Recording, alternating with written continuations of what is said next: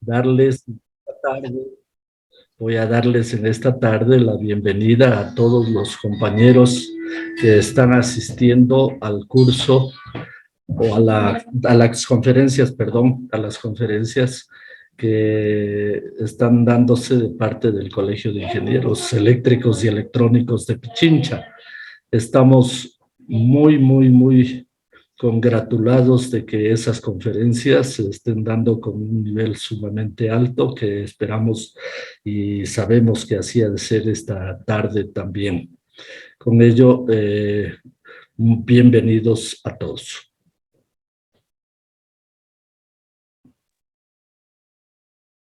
Gracias, ingeniero. Muy buenas tardes con todos mis estimados participantes. Mi estimado Juan José del Valle, pues va a ser nuestro panelista en la tarde del día de hoy. Así que le vamos a dar la bienvenida, mi estimado Juan José. Pues el panel es todo tuyo y podemos ya dar inicio al evento del día de hoy. Gracias, buena tarde. Muchas gracias a todos y todas. Es un gusto estar aquí compartiendo la tarde con ustedes. Voy a estar narrando durante alrededor de una hora y un poquito más lo que es el papel de la energía solar para enfrentar la emergencia climática.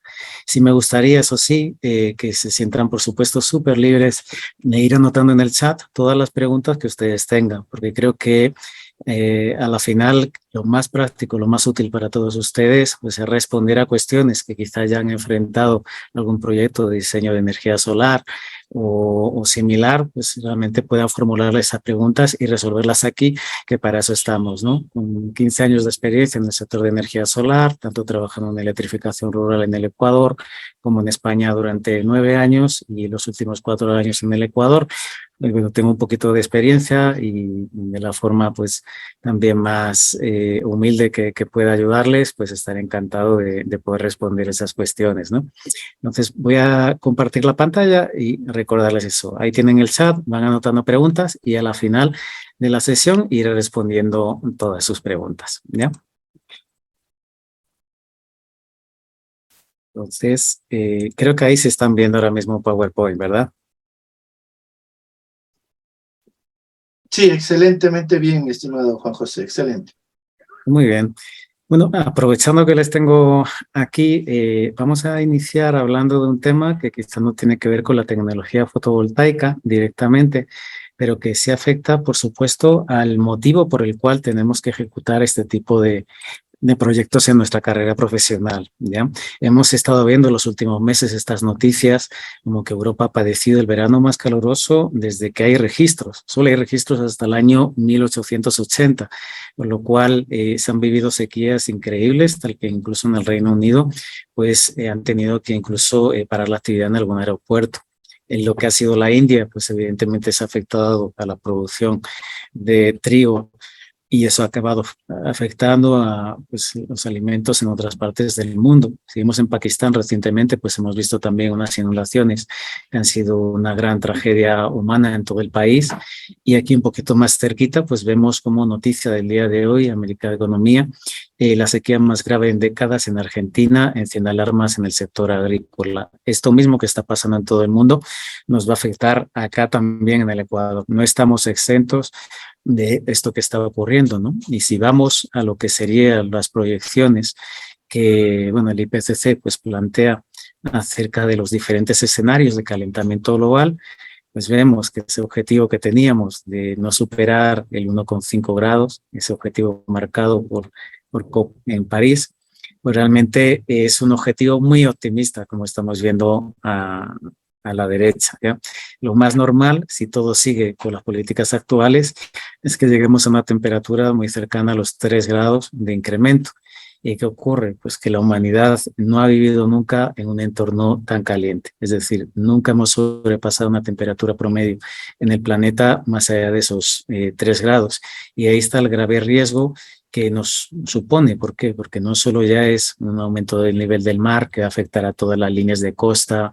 Si tienen ustedes amigos, amigas que tengan casas en Guayaquil o en cualquier parte de la costa, pues van a ser afectados durante este siglo, evidentemente el derretimiento de todos los glaciares que ya estamos viendo aquí en la zona de los Andes, un aumento de lluvias extremas que, como vemos en un escenario de 3 grados, implicaría más de un 70% de estos eventos.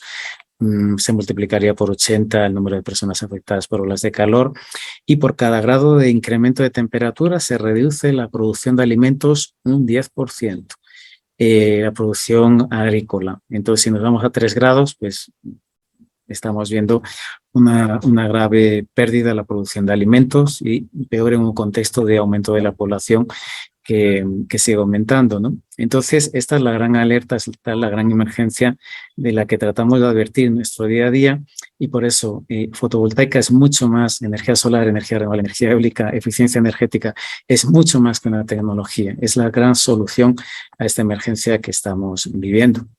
Como vemos aquí, además, es que nos va a afectar de lleno en nuestros países aquí en Latinoamérica, porque, como vemos aquí, los países menos afectados y que van a tener menos riesgo en estos eventos climáticos extremos, pues justamente han sido los principales emisores de carbono a la atmósfera. Canadá, Estados Unidos, Europa van a pasar casi de puntillas y no van a ser tan afectados. África y Latinoamérica y todo Asia, pues vamos a ser los principales afectados por esta crisis, ¿no? Y bueno, aquí hay un dato claro, por si acaso todavía hay personas que dudan del calentamiento global, que dudan del efecto que ha tenido los últimos prácticamente 200 años de emisión de carbono a la atmósfera por parte de nuestra civilización. Pues vemos ahí, nunca en la historia del ser humano ha habido tanta concentración de carbono en la atmósfera. Estamos en 422. Cada abril de cada año se va superando el récord mundial en cuanto a concentración de CO2. Y como ven ustedes ahí a la derecha, este nivel estaba en los años 50 en 300.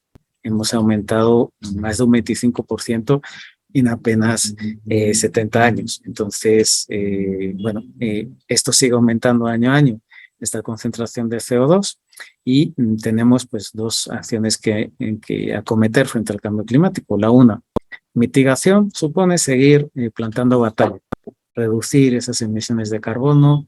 La tecnología de captura de carbono pues, es incipiente y podría ser quizá una solución en el futuro. El uso de energías renovables para sustituir las fuentes fósiles y cambiar todo nuestro transporte que se alimenta con fósil a un transporte más sostenible con hidrógeno o eléctrico, ¿no? La adaptación.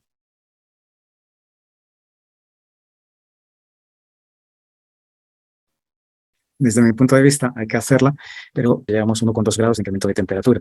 Es realmente poner diques para que podamos enfrentar ese aumento del nivel del mar y bueno, adaptar nuestra agricultura a un mundo más caliente, ¿ya?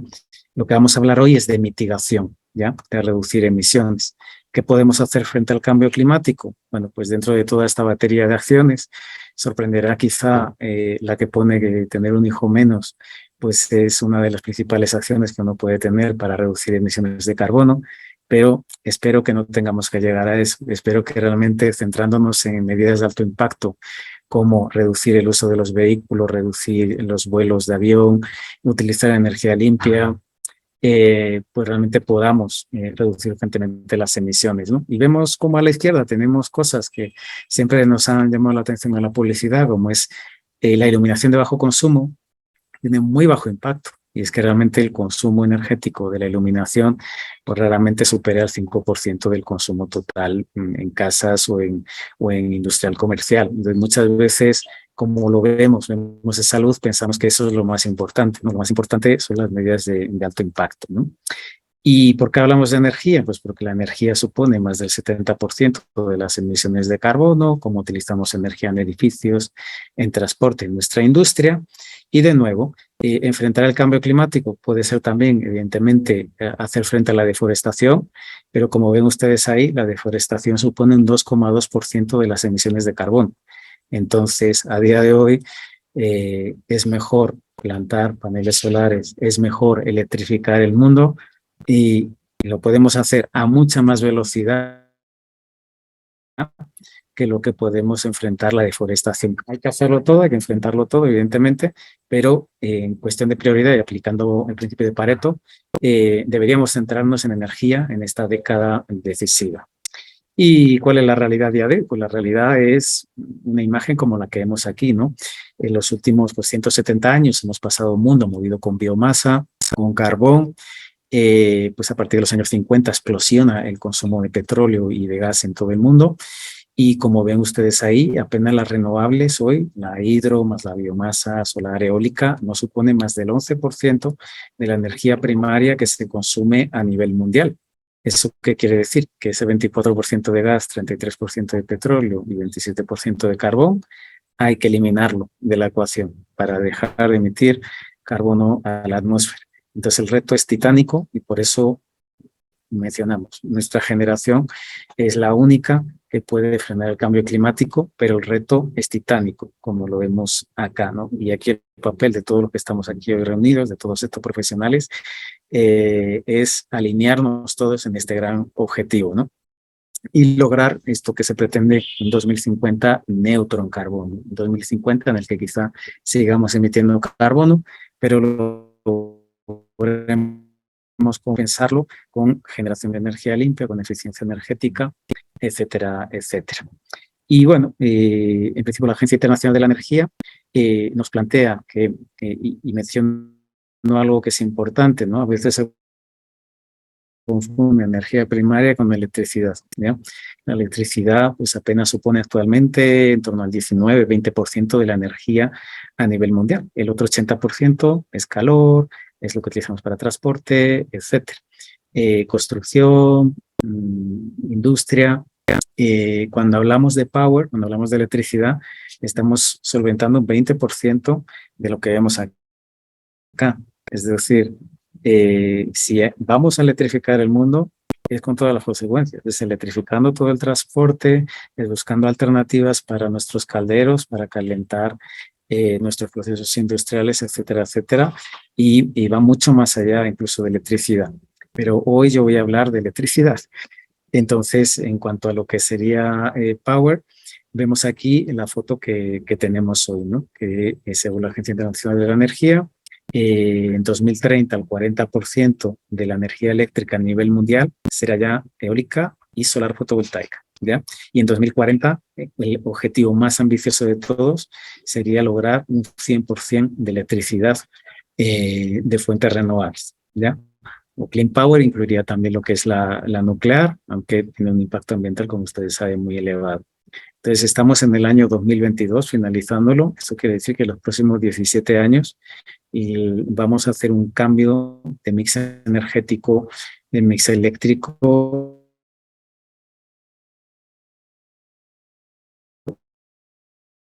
impresionante, ¿ya? Y la buena noticia, pues, sería esta gráfica, ¿no? Aquí vemos lo que es el porcentaje de nuevas plantas de generación de electricidad en el mundo. Vemos que en el año 2011 se construían más centrales no renovables, pero a partir del año 2013 empieza a ganar la batalla las renovables, hasta que en 2021 el 80% de las nuevas plantas de generación eléctrica eran renovables. Solo el 20% de lo nuevo que se construye es fósil. Entonces, la energía fósil está en declive en todo el mundo y eso es algo que tenemos que tener en cuenta. Y si vamos acá, respecto a ese 80% de generación renovable, ¿cuánto es solar? Pues aquí vemos algo también increíble, ¿no? Vemos cómo, aquí vemos a la izquierda lo que sería potencia acumulada en todo el mundo. Entonces, como sabemos, la hidroelectricidad pues tiene la mayor parte de participación. Actualmente un 40% de la potencia eléctrica renovable es hidro, pero la gran sorpresa es que el 28% es solar. La solar ha superado, como vemos ahí, del 2016 al 2021, la energía solar ha superado en potencia a la energía eólica. Ha sido la gran sorpresa. Nadie podía prever que una tecnología aparentemente tan sencilla pudiera superar lo que son grandes molinos eólicos, pero ya lo está haciendo. Solo en 2021 vemos ahí la gráfica de color amarillo, la solar se instaló mucho más que eólica, y vemos que en hidro se instala menos. También es verdad a nivel técnico que la hidro funciona muchas más horas al año que la energía solar, pero es una tendencia pues, que tenemos que ver, ¿no? Y según la Agencia Internacional de la Energía, el sol será el nuevo rey de la electricidad en la próxima década. Ahí vemos las previsiones hasta el año 2050, que estamos ya pues prácticamente en 2022, se espera superar los 1000 gigavatios de potencia instalada en todo el mundo. Ahora estamos por 760, acabamos 2020, pero en este año, si no estoy mal, creo que estamos en 800 y pico gigavatios. Y solo en 2020 se instalaron 139 gigavatios solares en el mundo. Y aquí vemos un poco también otra imagen que es interesante, que tiene que ver con cómo se distribuye esa potencia a nivel mundial. De nuevo, una sorpresa. Siempre se ha parecido que Estados Unidos y Europa eran los líderes. No, el líder mundial es China. Quien más instala fotovoltaica, quien más instala solar en todo el mundo es China. No solo fabrica los paneles, sino que además es el principal instalador de parques solares en el mundo. Incluso si vemos ahí, Japón tiene más instalado que Alemania, territorio, la India ya se está acercando también. ¿Por qué? Porque, claro, China sigue creciendo y necesita más energía y evidentemente pues tienen un parque de carbón muy, muy grande, y lo que están tratando de hacer es que la nueva potencia pues sea solar, ¿no? Desafortunadamente todavía la generación de carbón es gigante. Llama la atención aquí también, bueno, de la poca participación evidentemente de África, la poca participación también de América Latina. Estados Unidos tiene 10 veces más potencia que Brasil, que es el rey de la solar en América Latina. Y como ven ustedes ahí o no ven, Ecuador ni está, ¿no? Ecuador probablemente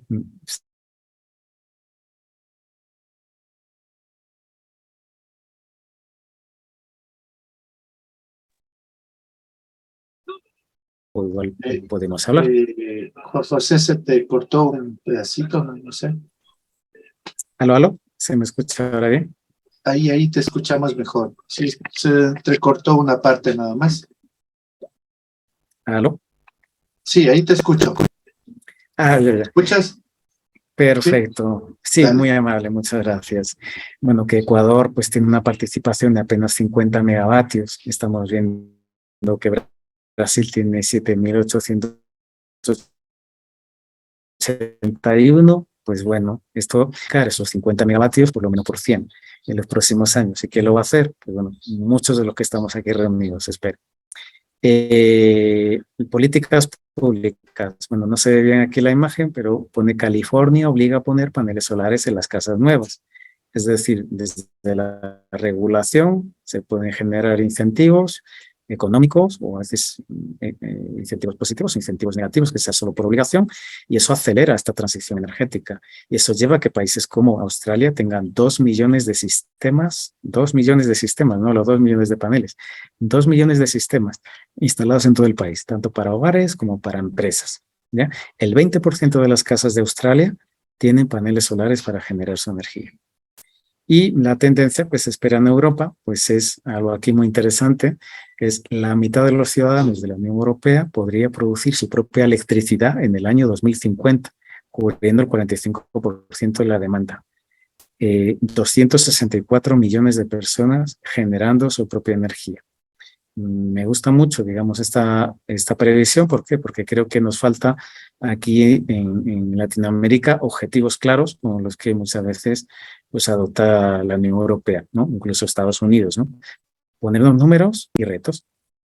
Y bueno, hay primero de los retos, a mi juicio, aquí en el país, y uno de los principales potenciales para la energía solar, tiene que ver con que actualmente el 3% de la población no tiene servicio eléctrico. No tienen porque viven en zonas muy remotas o viven en áreas pues, urbanas pues, muy degradadas donde no llega la red eléctrica.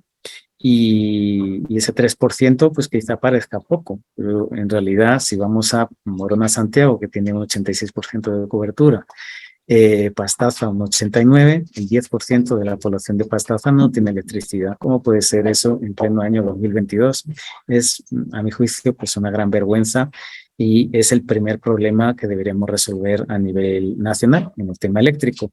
Y evidentemente si son en zonas muy remotas donde costaría mucho llevar las redes eléctricas convencionales, pues es evidente que la solución es la energía solar aislada, ¿vale? Un panel solar que en cada casita se podría poner. No hay que irse muy lejos, solo hay que irse aquí a nuestro vecino de al lado, noticia del 2021 de Perú. El programa masivo fotovoltaico logra electrificar 205.000 viviendas rurales. ¿Qué ha ocurrido en Perú? Bueno, pues el gobierno generó un presupuesto, se puso un objetivo y dijo, no puede haber nadie sin electricidad en el país, y eso implicó un programa ambicioso.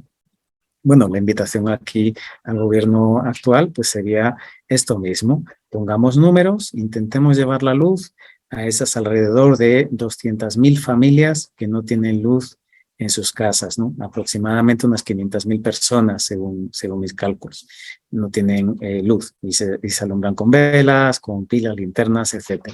Pues ataquemos ese problema porque con microkits de apenas 50 vatios, cada kit podría dar 4 luces LED y alimentar un celular. Bueno, es el primer escalón de la energía, es algo que está sumamente básico que se debería enfrentar, ¿no? El segundo punto ya tiene que ver, bueno, con los entornos rurales, los entornos que ya están consumiendo electricidad de la red eléctrica. Y bueno, como ustedes saben, pues en Ecuador pues tenemos prácticamente una generación eléctrica en el Sistema Nacional Interconectado que es aproximadamente el 90% de hidroelectricidad, que está súper bien, pero creo que han visto también las noticias de la crisis que afecta a la central Coca-Codo. Creo que saben de la estacionalidad que hay en el Ecuador. No todo el año se genera la misma energía hidroeléctrica. Hay periodos en los cuales el nivel de las aguas baja y se tienen que poner en funcionamiento durante más horas las centrales térmicas, ¿no? Si Coca-Codo cayera por los problemas que está teniendo, habría un grave problema energético para el país, tendríamos que comprar energía afuera y ni siquiera tendríamos suficiente para cubrir rápidamente lo que es la CELEC y lo que es, bueno, el Estado. Están tratando de poner en marcha nuevas plantas según el plan energético que tenían previsto, nuevas hidroeléctricas, nuevas centrales en procesos públicos, pues como el del Aroma en solar, el de Villonaco 2 en eólica, etcétera. Pero aquí viene la pregunta pues que yo les lanzo, ¿no? ¿Cómo es posible que estos techos estén vacíos?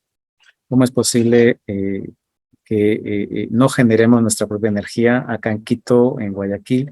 ¿Cómo es posible que haya que transportar cientos de kilómetros en redes de transporte la energía desde los lugares donde tenemos las hidros hasta las ciudades?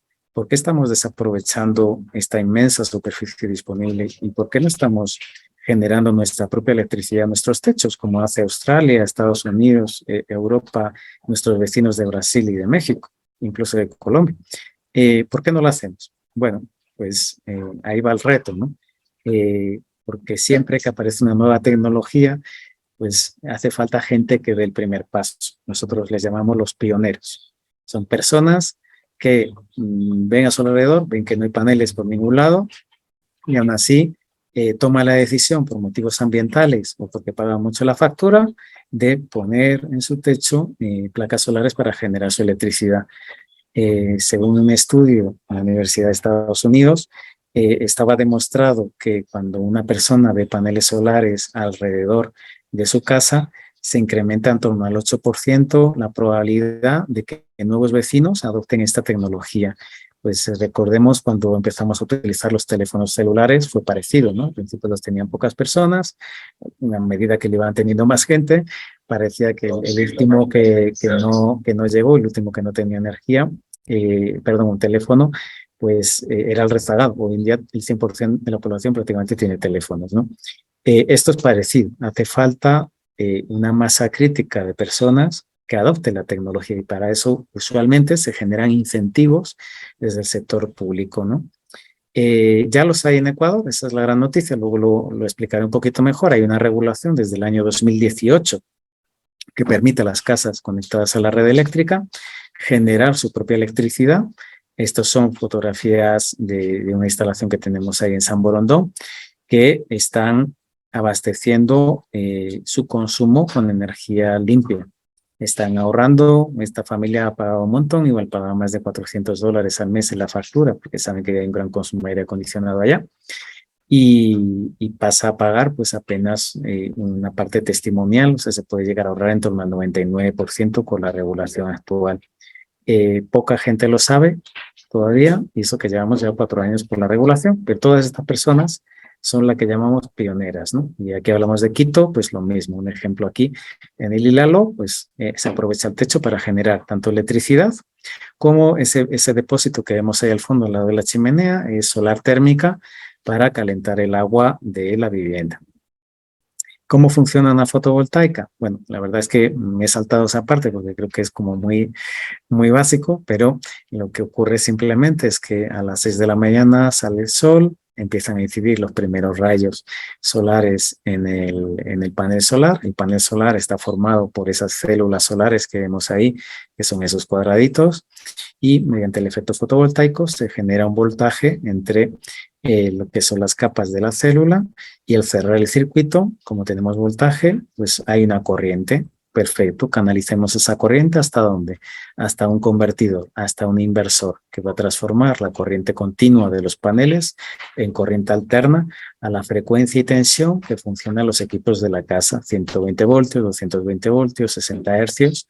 Esa energía limpia se inyecta en el tablero de consumo y ya estamos ahorrando energía durante las horas de sol, ¿ya? Y por si acaso esta explicación pues será necesaria, ¿no? Y aquí lo vemos en un sistema de monitorización. Vemos una casa que 24 horas al día de color gris está consumiendo energía de la red, ¿ya? Vemos que de noche se está encendiendo un termoeléctrico, pero vemos que 7 de la mañana, cuando ya está el sol un poquito más alto, empezamos a generar más y más potencia, pasan nubes y por eso esta curva no es perfecta. Y si ustedes ven un libro de fotovoltaica, verán una curva perfecta en forma de campana. Cuanto más alto está el sol, más vertical están los rayos de sol, más potencia producimos.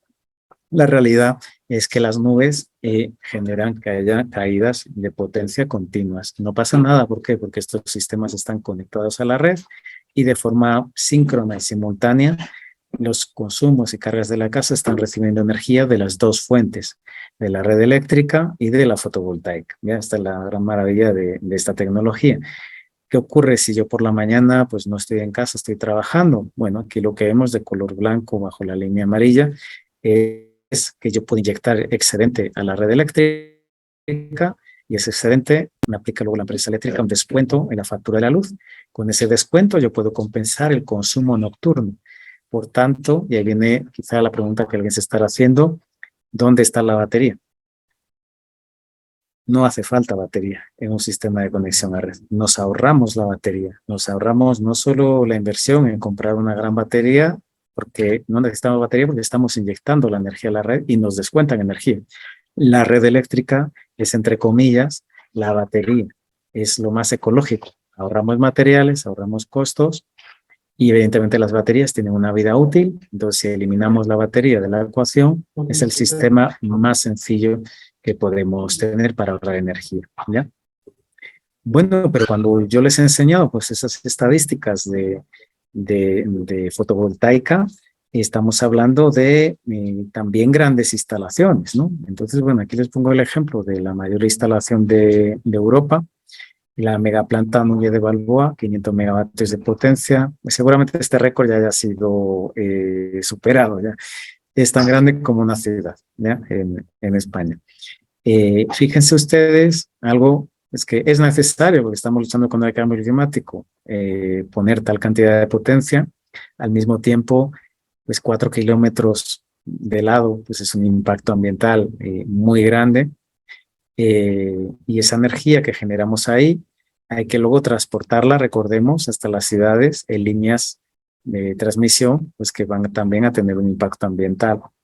Claro, por eso trato yo de cuestionarles y de hacerles ver ¿esta es la mejor solución tecnológica? ¿Hacer megaparques en lugares lejanos? ¿O es esta? ¿O es generar en nuestros propios techos de las ciudades y lo que no logremos abastecer con esto, que probablemente igual no haya superficie suficiente, pues bueno, generémoslo también en el campo. Pero empecemos por aquí, empecemos en el lugar de consumo. ¿Saben ustedes cuánta energía se está perdiendo en esa transmisión y en esa distribución? Claro, en Ecuador, pues quizá alguien de acá sepa mejor el dato que yo, ¿no? Pero seguramente sea más de un 10% de pérdidas. ¿Saben cuánta energía pierdo yo desde el techo de una casa hasta el tablero de consumo? Bueno, calcularíamos las pérdidas por caída de tensión, no más del 1%. Es decir, es más eficiente generar donde está el consumo. Me gusta poner este ejemplo porque, claro, en Ecuador hemos visto cómo se promueve un proyecto en Galápagos, que es muy positivo porque evidentemente en Santa Cruz la energía eléctrica proviene de generadores térmicos. Vale que uno llegue al aeropuerto y ve que hay ahí paneles solares y alguna eólica, pero eso prácticamente no genera nada para todo lo que consume la isla. Entonces se quema mucho fósil, ¿no? Ese fósil además hay que transportarlo hasta la isla. Evidentemente el impacto ambiental es terrible, ¿no?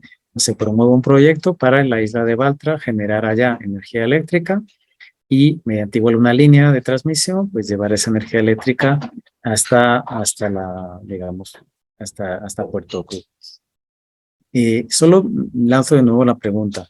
Si en vez de hacer un sistema que cuesta 63 millones de dólares con 15 megavatios de generación centralizada, hubiéramos puesto en los techos de cada casa de Santa Cruz, pues bueno, más de 7.000 familias o consumidores podrían generar su energía. Se repartiría el ahorro y la riqueza entre toda la población en vez de centralizarlo, porque aparte habría muchos instaladores, muchos ingenieros eléctricos, electrónicos participando de esto.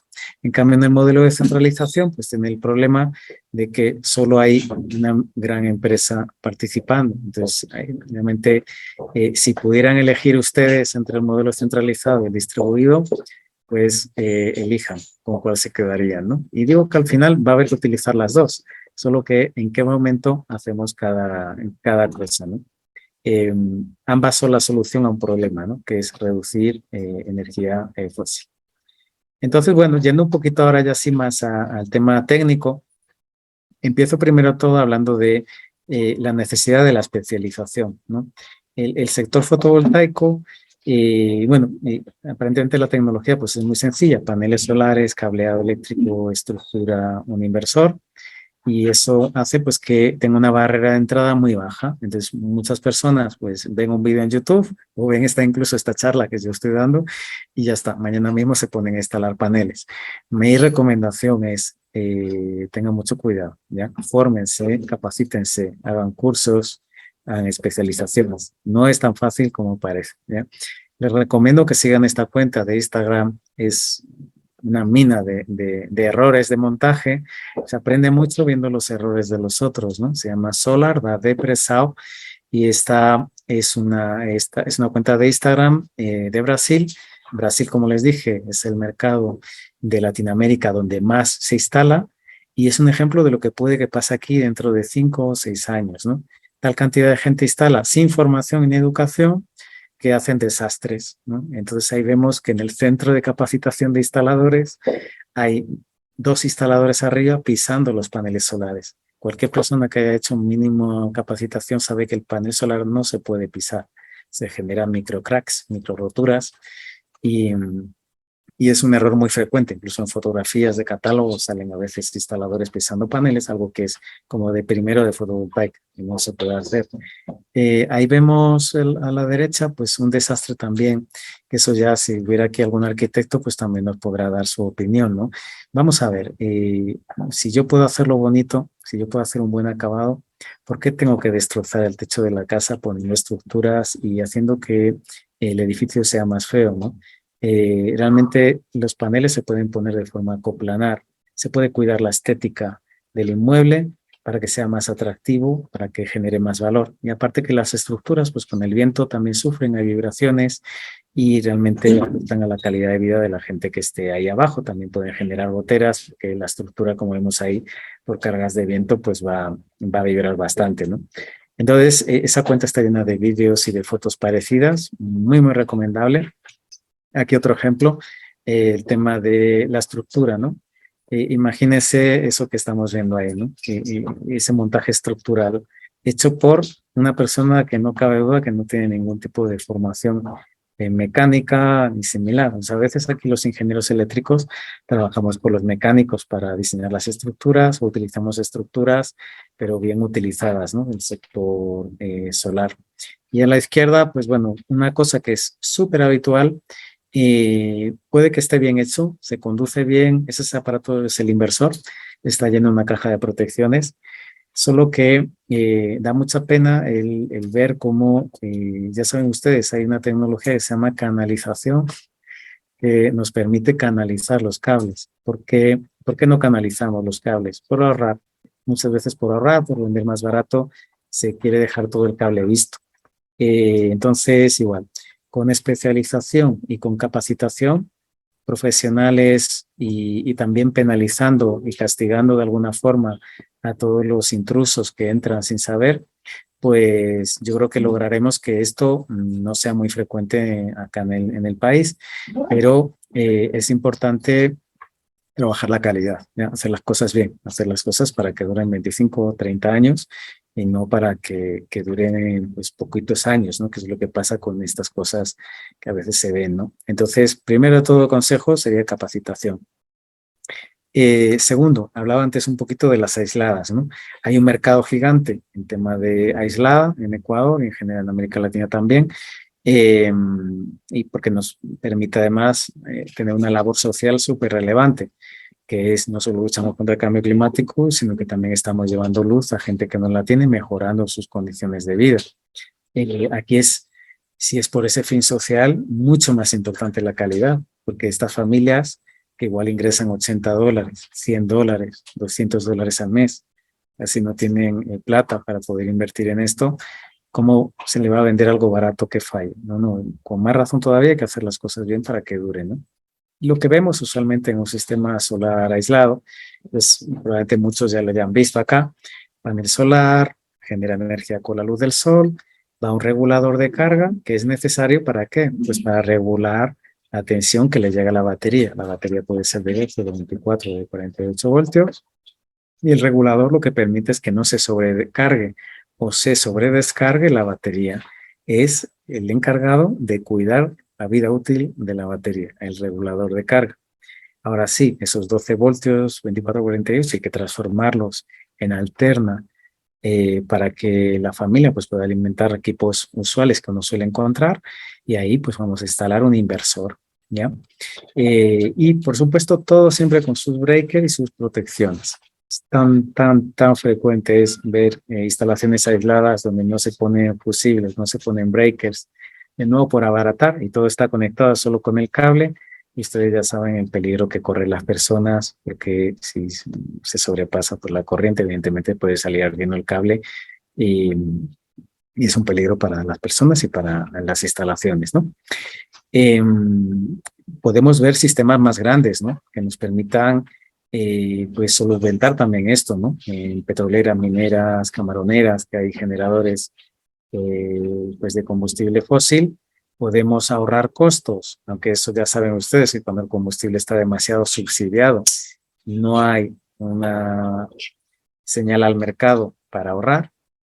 Afortunadamente, como estamos en crisis climática, la tarifa del fósil deberá ser lo que sea dentro de poco. Buenas noticias han llegado de Colombia, donde un presidente acaba de decir que prefiere subsidiar los programas sociales a estar subsidiando lo fósil. Bueno, aquí se ha intentado y hemos visto que ha habido problemas, ¿no? Pero espero que se vaya generando más conciencia de que lo mejor a nivel social para todos es reducir este consumo. Entonces, ¿qué va a ocurrir? Pues vamos a ver sistemas mucho más complejos, tan complejos como esto que podemos ver acá, ¿no?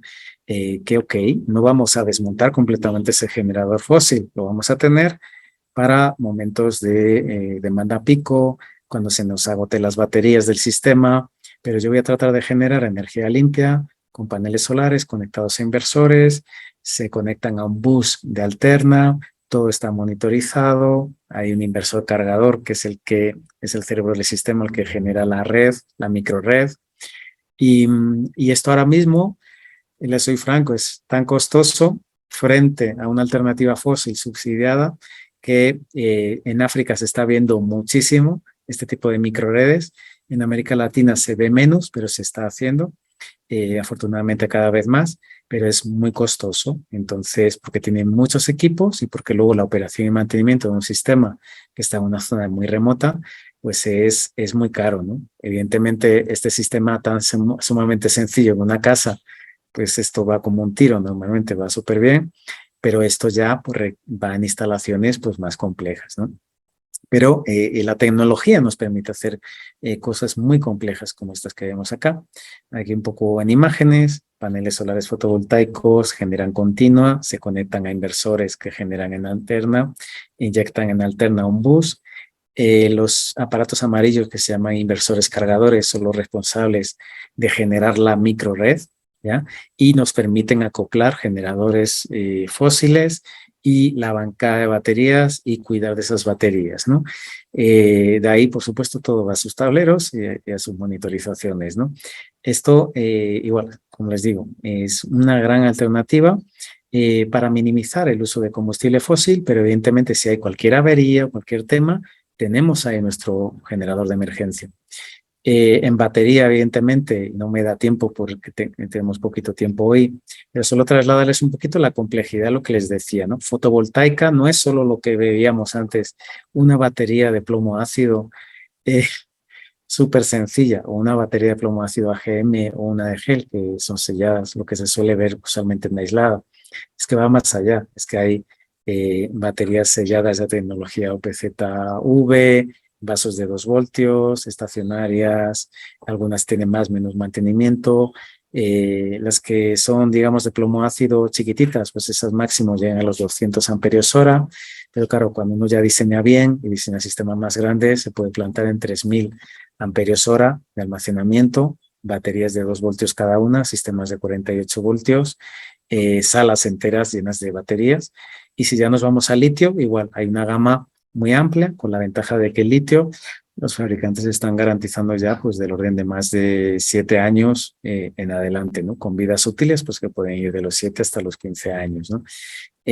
Pero bueno, esto es complejo, cada vez más complejo, y por eso digo, se requerirán de profesionales especializados, muchas veces incluso solo en soluciones de almacenamiento, pero siempre haciendo bien las cuentas y contándole al cliente y a la persona las ventajas e inconvenientes que tiene cada batería, ¿no? Las primeras duran poquitos años, 3 años, con ciclos de carga-descarga diario máximo. Las estacionarias más grandes de 2 voltios pueden durar 5 o 7 años fácilmente. Las de litio pues serían las más caras y duran mucho más, ¿no? Esto se ve muy frecuentemente, paso un poquito de puntillas por aquí, en tema de iluminación solar, y solo les doy el mejor de los consejos. Esto se pone donde no hay red eléctrica, ¿ya? No se les ocurra promover un proyecto de luminarias solares si la red eléctrica está al lado. ¿Por qué? Porque ¿qué hay en esa luminaria? Hay un panel solar, está conectado a la luminaria directamente. Ya hemos visto que no, porque la luminaria se enciende de noche no hay sol. Entonces, ¿qué hay ahí abajo que no estamos viendo? Hay una batería que está por ahí escondida. Y esa batería, les acabo de comentar que tiene una vida útil. Según los ciclos de carga-descarga, cuanto más ciclos tiene, cuanto más días transcurren, pues menos dura. Entonces, ahí está la cuestión, que dentro de 3 o 5 años, si son litio, pues igual 6, 7 años, habrá que cambiar esa batería. ¿Está presupuestado por parte del municipio o de la entidad que haya puesto estas luminarias que en 7 años tiene que cambiar todas las baterías? No, porque ya les digo yo que eso nunca se suele hacer en proyectos y a mí me da mucha pena porque uno debe analizar un proyecto pues, con vidas útiles de más de 20 años, ¿no? Y pensar a largo plazo. Esta solución es útil cuando no hay red eléctrica. Ahí sí, esto puede ser más barato que conectarse a la red, traer desde 2 kilómetros allá pues una línea de distribución.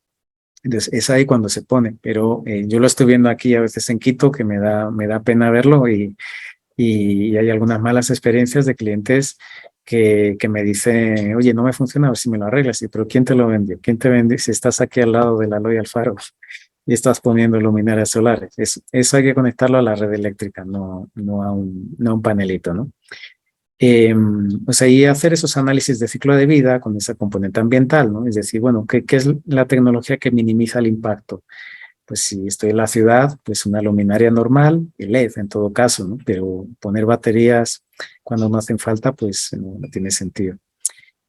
Más de tecnología, ahora sí, el rey de la fotovoltaica no es la aislada, que la aislada no creo que supere actualmente más del 5% de la potencia instalada a nivel mundial, es la conexión a red, ¿ya? Es lograr reducir esas instalaciones térmicas que están conectadas en esos periodos que les decía de estiaje de las hidros, o si va creciendo el consumo de energía del Ecuador, pues evidentemente esto nos ayuda a reducir el impacto y nos elimina esas pérdidas que les decía en transmisión-distribución si generamos en los lugares de consumo. La regulación que les comentaba de aplicación en Ecuador, la que está ahora en vigor y la que más ustedes pues, van a conocer, la 001-2021. ¿Ya? No solo habla de solar, habla en general de generación distribuida para autoabastecimiento. Es decir, podemos conectar generadores, incluso podemos conectar un eólico, es más viable solar, evidentemente, por temas de mantenimiento, pero abre mucho la puerta. Les recomiendo una lectura de la Agencia de Regulación y Control de la Electricidad, y ahí marca pues todo lo que ustedes tienen que cumplir. ¿Por qué? Porque si yo voy a generar en mi propia casa y yo tengo un suministro eléctrico, evidentemente conectar algo a la red eléctrica implica respetar la seguridad de la red. Es súper importante cumplir a rajatabla pues esta regulación por seguridad. Si cada uno conectara lo que quisiera a la red, pues la calidad de la red se vería afectada. El marco normativo nos permite que las empresas eléctricas puedan revisar esa memoria técnica de diseño, comprobar que estamos poniendo una potencia adecuada, que estamos poniendo inversores que funcionan en ciertos rangos de frecuencia, que tengan cierto nivel de armónicos, todo eso viene aquí a la regulación. Y es una barrera, evidentemente, para que no entre inversores y equipos de baja calidad. Ya les digo yo que hay regulaciones más exigentes pues en otras partes del mundo. Esta es la segunda versión, la primera fue en 2018, se actualizó en 2021, mejoró bastante, todavía confiamos que siga mejorando y a mi juicio que imponga requisitos más exigentes para que no entre producto que en efecto pues, puede afectar a la red, ¿no? Entonces yo ahí sería más exigente la siguiente regulación en cuanto a requisitos de calidad de los inversores, ¿no? Por ejemplo. Y esto es un poquito relacionado, ¿no? Que ya les digo yo, en España, cuando uno legaliza una instalación fotovoltaica, le pide permiso a la empresa eléctrica, te piden el certificado del inversor.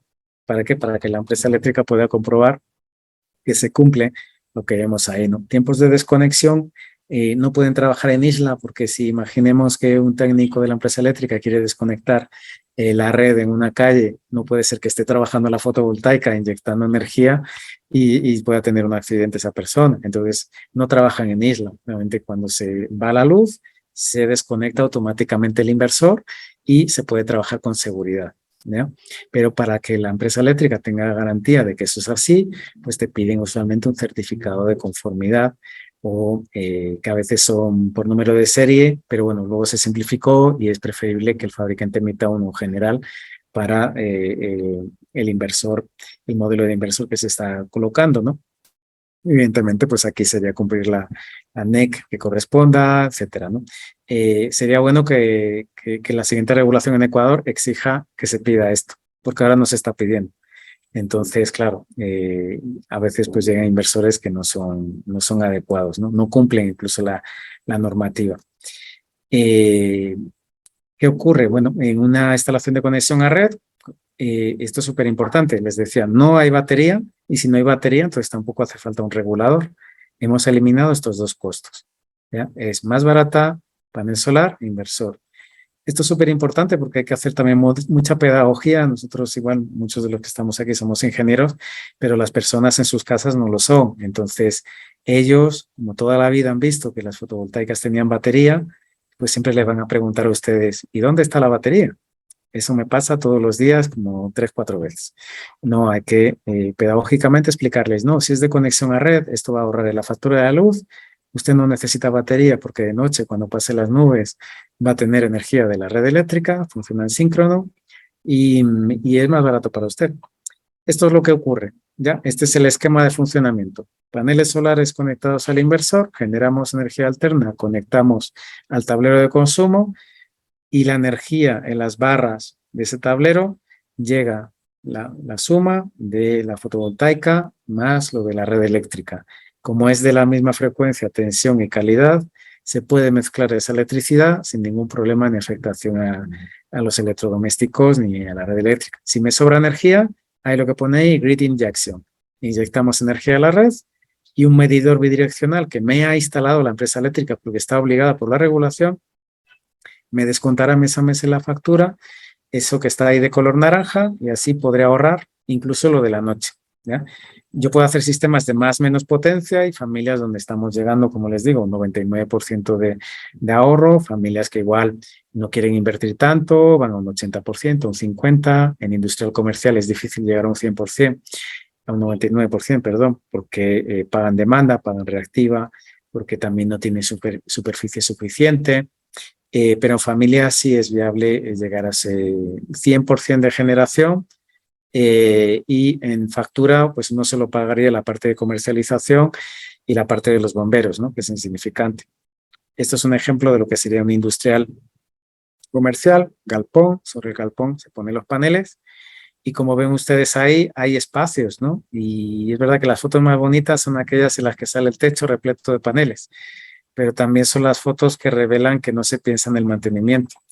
¿Por qué? Porque si yo lleno todo de paneles y les estoy diciendo que no se pueden pisar, si dentro de 3 años yo quiero cambiar algo o revisar un cable, ¿cómo lo hago? Si no hay un pasillo, no hay un pasillo de mantenimiento. Cuando uno diseña bien, pues realmente diseña también contemplando, primero tampoco no tapar los lucernarios, las entradas de la luz, porque es luz natural, y evidentemente con pasillos de mantenimiento que me permitan acceder a hacer mantenimiento, porque lo que ocurre, no sé si ven bien la foto, pues los paneles están sobre unos rieles de aluminio, acero galvanizado, acero inoxidable no se suele utilizar, pero más aluminio, y se puede aflojar, entonces hay que hacer un mantenimiento anual o cada 2 años, pues se suele subir al techo a hacer mantenimiento, ¿no? Paso a otro punto muy importante, y parecerá muy básico, pero es que cuando uno diseña fotovoltaica, lo primero que hace es el estudio eléctrico. Y el estudio eléctrico tiene que ver con si es nueva construcción. Nosotros como diseñadores lo que nos encontramos habitualmente es una tablita como esta, ¿no? El constructor nos facilita la tabla de cargas y nos dice, bueno, pónganme ustedes una fotovoltaica. Dice, la potencia instalada es de 9.500 vatios. Pero es que esto no es energía, esto es demanda, esto es potencia. Si ustedes saben, pues saben que la energía es la potencia por el tiempo. Entonces, ¿qué le falta ahí? Le falta el tiempo. El tiempo. A esta tabla le falta cuántas horas al día, cuántos días a la semana. Y si multiplico ahora la potencia por las horas que tengo energía. Ahora sí tengo energía. Entonces, es importante, la demanda es abastecida por la red eléctrica, porque hay que suponer que sea un día muy nuboso o en la noche enciendan todos los aparatos, la red eléctrica que abastece de potencia infinita, podríamos decirlo así, es la que va a abastecer la demanda. Si yo tengo un pico de demanda de 9.500 vatios, ¿quién me tiene que dar ese pico? ¿Quién me tiene que suministrar eso? ¿La fotovoltaica? No, puede que yo esté generando solo 5 kilovatios. Pues no pasa nada, es que como se está mezclando la energía en el tablero de consumo, los otros 4,5 kilovatios me los está dando la red. Y al segundo siguiente, quizá yo estoy en 3 kilovatios de solar y estoy en 6,5 de red eléctrica. Es decir, nunca en fotovoltaica, salvo que estemos en aislada, perdón, nunca en fotovoltaica de conexión a red es relevante la potencia. No es importante. Lo único que es importante es la energía que consume esa vivienda, porque la demanda, como les digo, la da la red eléctrica. En aislada sí, porque en aislada esos 9,5 kilovatios me los tiene que dar ¿quién? La batería y el inversor cargador. Ahí sí es relevante esa pregunta, ¿ya?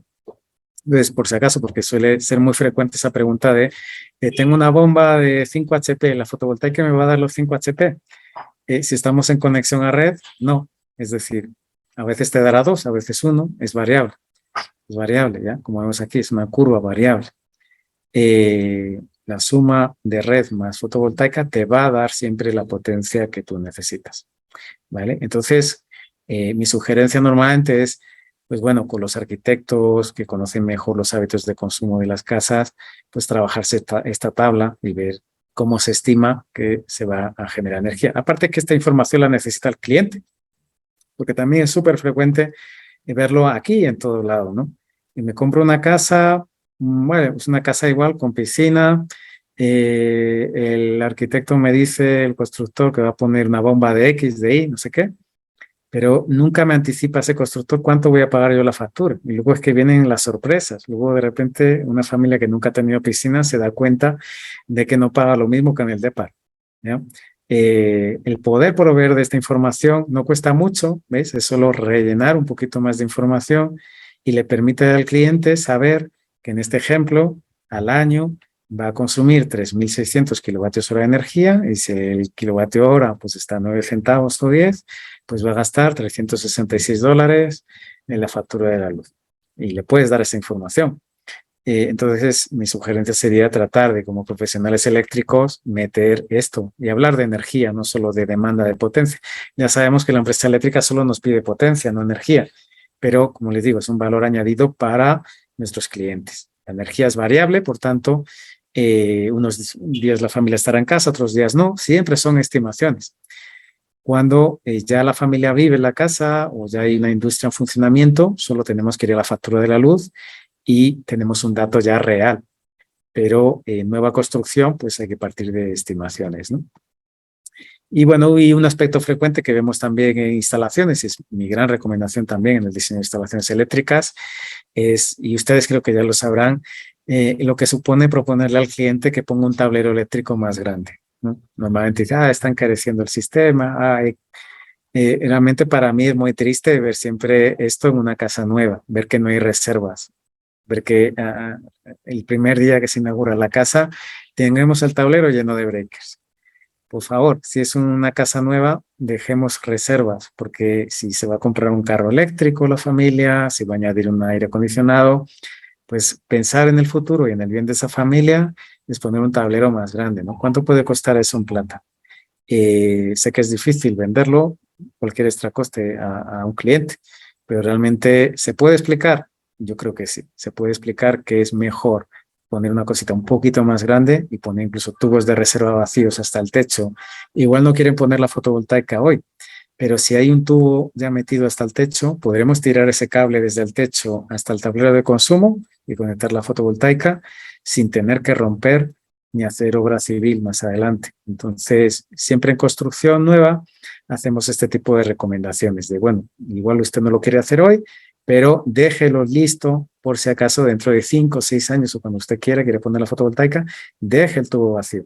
Igual que al parqueadero también recomendamos al parking, dejen tubos vacíos hasta el parking porque todo el mundo va a tener carros eléctricos del 2035 en adelante. Entonces, cualquier casa construida en 2022 debería tener ya un tubo ahí metido, ¿no? Y esto tiene que ver también con otra cosa que no es muy de diseño fotovoltaico, pero que es también relevante. ¿Cómo comunico yo a ese cliente lo que va a ahorrar? Mediante análisis económico-financieros. ¿Y esto cómo se hace? Pues finanzas básicas, haríamos en un Excel un flujo económico por la vida útil del sistema. Una fotovoltaica tiene una vida útil técnica de más de 25 años, los paneles duran más de 25 años. La vida útil regulatoria, también ese derecho de descuento de la factura de luz es de 25 años. Metemos los costos de mantenimiento y tenemos el ahorro que va obteniendo año a año. La energía eléctrica puede que suba de precio, entonces se puede contemplar también ese aumento de precio. Y uno le presenta entonces al cliente que va a ahorrar tanto dinero, pero sustentado en un estudio. Entonces, lo que yo suelo ver también es que, incluso aparte del cliente a veces lo hace así, es decir, yo el primer año, ¿cuánto me voy a ahorrar? Y digo, bueno, el primer año te vas a ahorrar $4,000. Pero es que en el año 10, como la energía va a subir de precio, te vas a ahorrar $5.500. Entonces, así es como se hace la cuenta. A veces un cliente lo que hace es quiere hacer el número rápido y te dice, a ver, si el primer año ahorro 4.000, entonces, y el sistema me cuesta 40.000, voy a tardar, entonces, 10 años en pagarme el sistema. No se hace así, se hace como un flujo económico, contemplando el aumento de precios al consumo. ¿Cuánto están subiendo los precios en el Ecuador? Un 2,6% interanual, ¿no? En los últimos 10 años es el IPC. Estas cosas se meten aquí y cuanto más profesionales lo hagamos, mejor. Así se va culturizando también el cliente en cultura financiera, ¿no?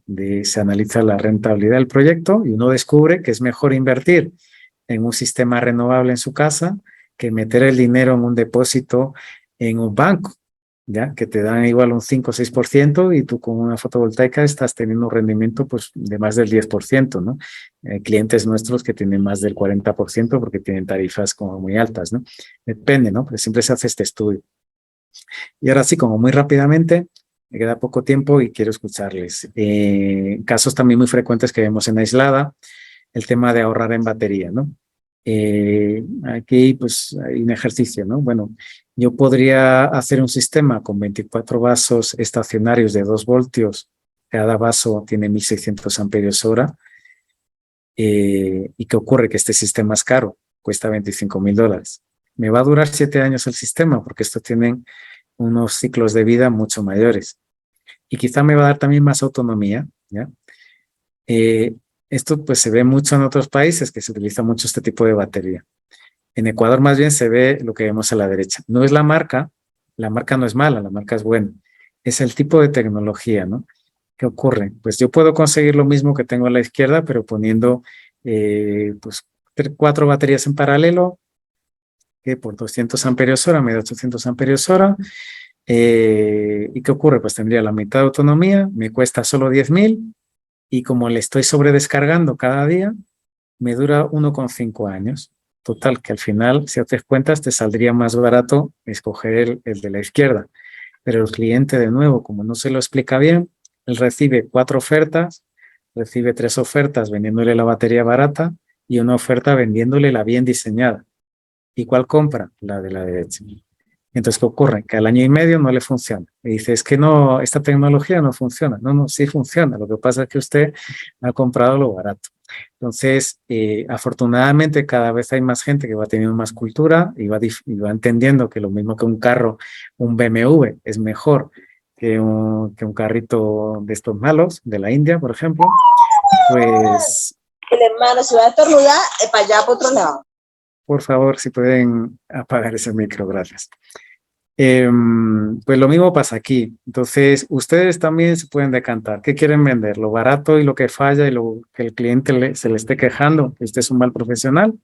¿O quieren ser realmente los mejores? Entonces, escojan la izquierda, por favor. Ese es el consejo. La energía solar es variable. Cada día hay una nubosidad diferente. Aquí no hay tantas estaciones, entonces más o menos la producción mensual es medio estable, pero cada día es diferente. Unos días ahorramos más, otros menos. Por eso cuando hacemos cálculos en fotovoltaica los hacemos año a año. Yo le puedo anticipar con un software cuánto va usted a ahorrar, cuánto va a generar de energía en un año, pero es difícil decir tal día, tal hora usted va a generar tanto. Eso es imposible. Entonces siempre hablaremos en términos anuales. ¿Ya? Por mucho que el cliente a veces les diga, quiero que me diga cuánto me voy a ahorrar cada mes. Mucho cuidado con eso, ¿no? Yo le digo, ¿cuánto ahorra usted en un año? Porque la variación de la radiación solar del recurso entre años no cambia mucho. Y bueno, con un software, hay varios software, Divisor, PVsyst. A veces los fabricantes de inversores ya también dan un software. Uno puede modelar los paneles y obtener la generación de energía. Solo cuidado con las bases de datos de radiación solar, ¿ya? Importante porque no es lo mismo lo que generamos en Quito, que estamos en la zona más altos y en mayor recurso, que en Guayaquil, pues ustedes saben que siempre está nuboso, generamos menos, sí generamos energía, pero igual necesitamos más paneles para generar la misma cantidad de energía, que a veces... siempre es viable en todo el mundo. De hecho, en Reino Unido y Alemania hay un montón de paneles y son lugares súper nubosos, pero los estudios se suele hacer ya llegado a un punto, no con un Excel, se compra uno una licencia de software y lo hace con el software. Entonces el modelado de la izquierda es el sistema de la derecha y vemos que esa sombra de la chimenea se pudo modelar y por eso no se pusieron paneles detrás de la chimenea, ¿no? Usualmente, pues igual ya en la tarde, a última hora de la tarde ya le cae el sol, pero igual es una pérdida que puede ser asumible, ¿no? Muy rápido, en tecnología solar ahí ya no es tan fácil como hace años, ¿no? Hace 10 años, pues uno iba a comprar un panel y dice, dame uno de 180 vatios y daba un poquito igual, ¿no? Uno no preguntaba más, porque era solo monocristalino, policristalino y había una tecnología que era capa fina que también tenía su recorrido. Hoy en día, cuando uno va a comprar un panel, se encuentra estas siglas que vemos aquí. Es una celda PERC, es una celda PERT, PERL, heterojunction, back contact, es todo mucho más difícil, ¿no? Entonces hay muchas diferencias ahora entre los paneles. Half cell resiste mejor a las sombras, igual tiene una vida útil mayor porque hay menos corriente, hay diferentes calidades. Entonces cuando uno ya va a comprar un panel, ya no solo pregunta por la potencia. Pregunto la potencia, pregunto garantías, pregunto qué tecnología es, vale, es más eficiente, menos, y así me doy cuenta de que uno es mejor que otro, ¿no? En inversores, pues pasa lo mismo. Realmente puedo elegir por una topología de inversor central, un solo inversor. En industrial puedo poner más inversores. Si falla uno, igual solo pierdo el 10% de la potencia. Y si falla un inversor central, pierdo el 100% de la potencia si tuviera una avería. Y luego están los microinversores que también se están instalando en lugares donde hay mucha sombra, pero que tienen el inconveniente de que si está en el techo, ¿cuánto cuesta subir al techo y desmontar un panel? No es más fácil mantenerlo cuando está ahí en una pared. Pues bueno, hay que ver en qué aplicación procede cada uno, ¿no? En techo, recuerden, no solo montamos paneles, los paneles van sobre una estructura. ¿Cómo anclamos mecánicamente la estructura? Pues claro, ahí tenemos que aprender, ¿no? Los eléctricos electrónicos, un poquito de mecánica, o contratar a un mecánico cuando ya el proyecto es de cierta envergadura. Y solo una recomendación, por favor, no me taladren una losa plana, porque por mucho que lo impermeabilicen, igual en 7, 8 años hay una gotera ahí abajo. No se perfora la losa plana porque se pueden acumular charquitos, las losas planas generan mucho problema de gotera por las microgrietas. Entonces lo que uno hace es lastrar, o sea, pone un lastre, es decir, para que el propio peso del panel ya impida que con el viento se vayan volando. Pero lo de perforar losa plana no lo hagan nunca, ¿ya? Y es muy frecuente verlo porque es muy fácil para el instalador hacerlo. Lo que sí se puede perforar es, en efecto, la tejado inclinado. ¿Por qué son inclinados los techos? Ustedes ya lo saben, porque evacúa mejor el agua. Usualmente hay menos goteras en este tipo de techos que evacúan el agua.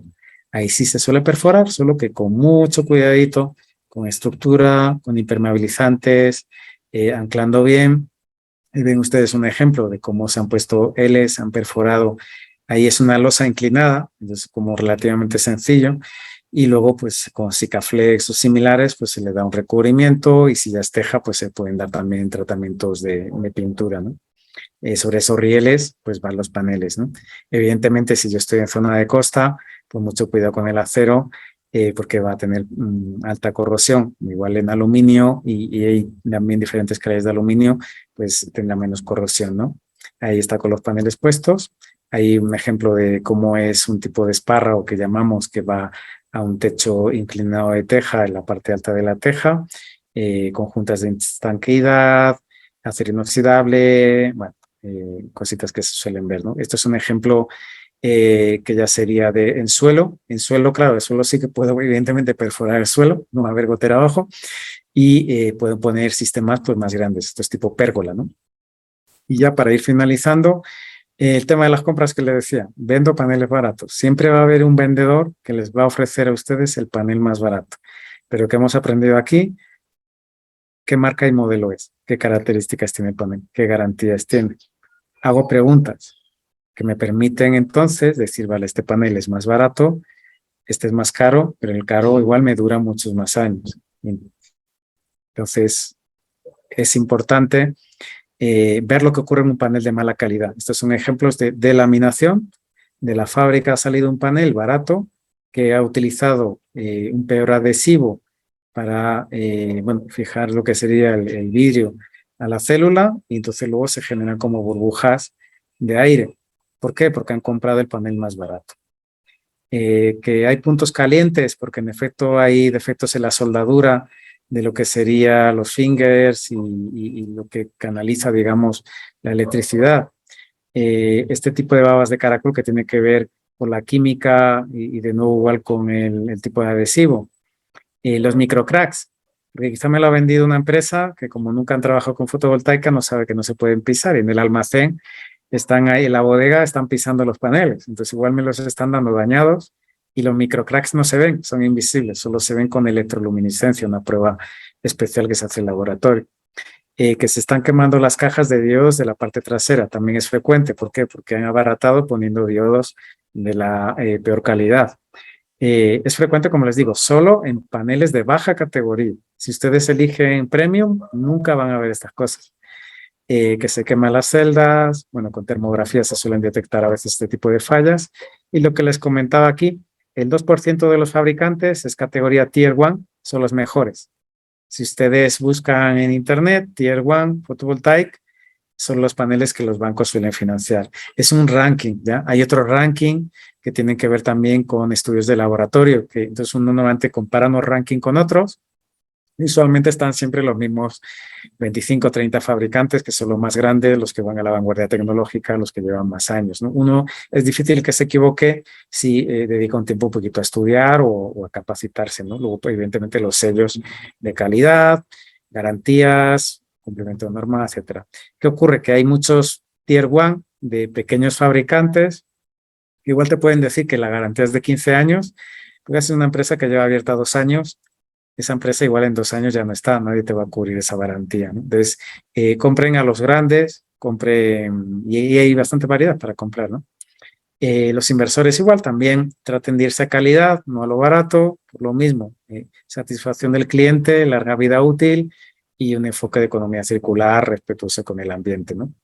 Temas de operación y mantenimiento, bueno, fundamental, pensar bien cómo van los inversores. Yo a veces he visto que los inversores, alguna empresa los pone muy altos y luego, claro, ¿cómo uno desmonta ese inversor si tiene que hacerle una limpieza? No puede, que estén nuevamente al nivel de una persona, proteger cada inversor, poner protecciones de descargadores de sobretensión, igual que se me estropea un frigorífico porque hay una descarga de sobretensión cercana por una tormenta, también se me puede dañar un inversor. Entonces protejamos en continua y en alterna, aguas arriba, aguas abajo, protejamos con breakers, protejamos con fusibles, las entradas de continua, invirtamos en los tableros. Y realmente es muy tentador para los que venden barato eliminar las protecciones, porque el cliente como no sabe de electricidad, no sabe lo importantes que son, o es muy tentador para el instalador de bajar la sección del cable. Yo he visto aquí en Ecuador, igual me han llamado para reparar una instalación que había salido ardiendo, un incendio en una casa. Por suerte no pasó nada. ¿Por qué? Porque el instalador que no estaba cualificado, que solo le dieron los paneles, dijo, bueno, voy a poner una sección de 12 y voy a llevar por ahí, no sé si eran como 10 kilovatios. Pues bueno, una locura, ¿no? Y a veces uno ve estas cosas y dan ganas de llamar a la policía casi para denunciar, ¿no? Porque ¿cómo puede ser esto, no? Que se atente contra la seguridad de una familia solo por vender algo barato, ¿no? Entonces, cuidemos la profesión, invirtamos en esto, hay un montón de fabricantes de protecciones, invirtamos en capacitarnos también para entender cómo se protegen estos sistemas, ¿no? Y para finalizar, el tema del mantenimiento. Si yo tengo una vez al año que subir a un techo para hacer un mantenimiento, es rápido el mantenimiento, pero es importante pasillos de mantenimiento, líneas de vida, accesos por escalera, porque las casas a veces no nos dejan escalera para subir al techo y son a veces casas muy altas. Entonces, si es nueva construcción, proponerle siempre al constructor que deje ya una escalera interior con una trampilla. Si ya es industrial, pues bueno, también tratar de que el propietario invierta en líneas de vida, invierta también en accesos para la seguridad. Y por supuesto también recomendar que la chapa, lo mismo, que no abaraten en coger la chapa más delgada, porque en galpones lo hemos visto también, hay tejados que tenemos que descartar porque han puesto la chapa más fina para abaratar y son esas chapas que hay que cambiar cada pocos años. Esto, una vez que se pone ahí arriba, es para que esté ahí 25 años sin moverse. No es para estar cambiando la chapa. Entonces, a veces es mejor sacrificar un proyecto y decirle al cliente, cambie usted su techo, ponga buena calidad y después venimos nosotros a ponerle los paneles, ¿no? Y creo que me he quedado aquí en tiempo, así que ahora sí, mejor me voy a las preguntas, ya tenía un poco más de material.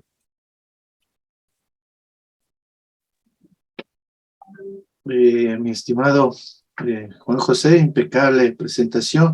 Mis estimados participantes, por favor, las personas que deseen realizar su comentario, dudas, voy a habilitar en este momento los micrófonos. Sí, tenemos bastantes preguntas en realidad dentro del chat. A ver, por favor, pueden habilitar los micrófonos en este momento para realizar sus preguntas. O, ingeniero Avilés, no sé si tiene alguna consulta igual. Sí, yo les voy a colaborar. Voy a colaborarles en leer preguntas de interés que se han permitido. Todas son de interés, pero algunas tienen un condumio un poquito mayor. ¿Cómo se puede comprobar que los paneles sean de excelente calidad y duraderos? Exacto. Bueno, lo que son instalaciones pequeñas, como siempre habitualmente nos lo va a vender un distribuidor local en el país, porque si yo voy a poner 10 paneles, no voy a hacer una importación para eso, lo voy a comprar a un distribuidor local, tiene que ver con siempre lo mismo. Yo no le pregunto por la potencia, necesito 10 paneles de esta potencia, necesito 10 paneles de esta potencia, pero de tales marcas, ¿no? Entonces, hagamos esa revisión, investiguemos un poco en Google, capacitémonos, veamos cuáles son las marcas. Me puede decir Jinko Solar, Jingli, Trina Solar, Demec, por darle como algunas referencias como rápidas, ¿no? Pero realmente si pone ranking fotovoltaic en Google, van a ver cuáles son realmente las marcas más conocidas, ¿no? Esa es lo principal para pequeñas instalaciones. Cuando uno ya va a hacer un parque solar grande, imaginen 10 megavatios de potencia, ojalá tenga la suerte de hacer un parque así de grande. Pues ahí, claro, se está invirtiendo tanto dinero, seguramente más de 7, 8 millones de dólares, que lo que se suelen hacer son también pruebas de laboratorio. A veces van empresas que están especializadas pues en esas pruebas y cuando van llegando los paneles al lugar de la instalación con un laboratorio móvil, cogen una muestra, o cogen el 1% o el 3% y lo someten a pruebas, ¿no? Entonces hacen una revisión de la curva IV, un instrumento de medida, hacen igual una electroluminiscencia, que son estas fotografías en cámara oscura para ver si hay microcracks. ¿Por qué? Porque antes de montarlos estamos todavía a tiempo de decirle al que nos ha vendido, oye, mira, estoy viendo que el 50% de los paneles me vienen con microroturas. Y ya está, por contrato de compra, tú todavía puedes devolver esos paneles, ¿no? Pero eso solo se hace ya en las grandes, ¿no? En las más pequeñas, más bien, salvo que seas tú un distribuidor y en efecto tú estés trayendo 3 contenedores, te lo han embarcado en China y te llega acá, pues evidentemente puede ser también conveniente, si es mucha potencia lo que has comprado para estocar, que tú también contactes con un laboratorio y lo hagas, ¿no? Hay un laboratorio muy bueno, energías renovables aquí, ¿no?, en la Universidad de Cuenca, aquí también creo que las politécnicas creo que pudieran hacer ese tipo de estudios. Sería, digamos, mi recomendación, pero lo principal es investigar un poquito, ver literatura, ver cuáles son las mejores marcas y no arriesgar con marcas desconocidas o de distribuidores que no tienen mucha experiencia, ¿no? Bien, ¿cuál es la vida útil de los paneles solares? Sí, lo que tenemos son los registros de instalaciones que vean desde los años 70 funcionando, se han hecho investigaciones, hay papers que analizan esa vida útil y se está viendo en efecto que la vida útil puede superar los 35 años. Lo que ocurre es que hay una degradación. Por el hecho de estar a la intemperie, ese panel se va a ir degradando. Usualmente la degradación es del orden del 0,4 a 0,5% anual. Eso quiere decir que en el año 25, digamos, de las marcas que van ahora a la vanguardia, estamos hablando que en el año 25 ese panel se ha degradado un 15%. Todavía genera el 85% de la potencia después de 25 años. ¿Eso qué quiere decir? Que no hay que tirarlo. Ese panel puede seguir funcionando, genera igual menos energía, pero es una degradación absolutamente normal. Y eso viene de las garantías. El fabricante te va a dar siempre una de producto, de fábrica, 10, 12, 15 años y una garantía que llaman de producción, que es cuánto me degrado yo anualmente, 0,4, 0,5%. Entonces, esas garantías son importantes, pero solo un fabricante relativamente grande las puede hacer cumplir. Seguirá abierto, digámoslo así, dentro de 15 años. Un fabricante pequeño, pues seguramente en 15 años ya ni siquiera los inversores, importante también, los inversores tener en cuenta electrónica de potencia, ciclos de vida útil de los condensadores, mayor complejidad de la electrónica que tiene por dentro. Usualmente la vida útil suele ser de 12, 15 años. ¿Ya? Por tanto, si yo quiero que la instalación me dure 30 años, hay que prever que en algún momento, en el año 12 a 15, haremos un cambio de inversor y será el único elemento de la instalación que tengamos que cambiar. El resto no se habrá movido los paneles ni nada, pero el inversor sí es importante hacer una previsión. Eso y de nuevo, inversores de los buenos, SMA, Capco, Fronius, Sunways, o sea, hay marcas buenas. Hay otros inversores que son la mitad de precio, pero que pues, no sabemos si van a durar 5 o 6 años, van a durar menos, ¿no? Entonces, importante. Y esto igual es por experiencia de vida. O sea, yo he visto un montón de instalaciones ya que son antiguas y suelo ver siempre los mismos casos, ¿no?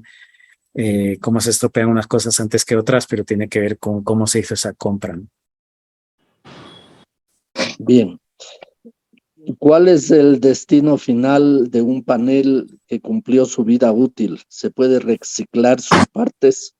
Muy buena pregunta. Bueno, hay un programa que se llama PV Cycle que aglutina a grandes fabricantes. También eso es un sello bueno para ver si en la hoja técnica del panel pone PV Cycle, pues es que pertenece a ese programa. Es decir, es una compañía que también es más responsable con el ambiente. Y la mayoría de los grandes fabricantes forman parte de ese programa. El programa consiste en que se está articulando una cadena de suministro de reciclaje, porque en efecto el panel que tiene el aluminio del marco, que tiene cobre, tiene plata, entonces se puede recuperar bastante de ese panel. Entonces dentro de 30 años, cuando empiecen a llegar 35, final de su vida útil, pues todos esos materiales van a ser muy valiosos, ¿no? Entonces sí se pueden recuperar.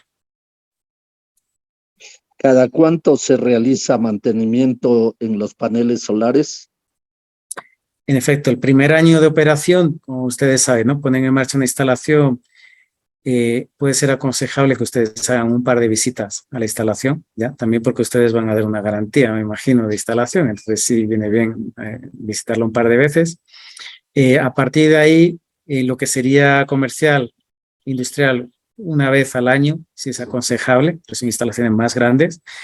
Y en lo que sería residencial, por mi experiencia, realmente yo he visto instalaciones residenciales que ha estado unos 7 años sin ir y te llaman y está en perfectas condiciones el sistema. Pero igual, por seguridad, pues si es conveniente en hogar, hacerle esa recomendación, ¿no? Bueno, cada 1 o 2 años poder hacer una visita, ¿no? Porque estamos hablando de una propiedad donde vive una familia, entonces es importante, ¿no? Evidentemente hay clientes que no quieren pagar eso una vez al año, pero bueno, al menos sí insistir en que al menos cada 2 años sí nos permitan hacer un mantenimiento que es reapriete de estructura, revisión visual, reapriete de los breakers y igual lo mismo, siempre la típica inspección visual eléctrica pues que uno puede hacer. No tiene mucho más, no hay que lavar los paneles se lavan con el agua de lluvia, hay que inclinarlos 10 grados para que el propio agua deslice y salvo que estemos en una zona industrial y que haya mucho polvo,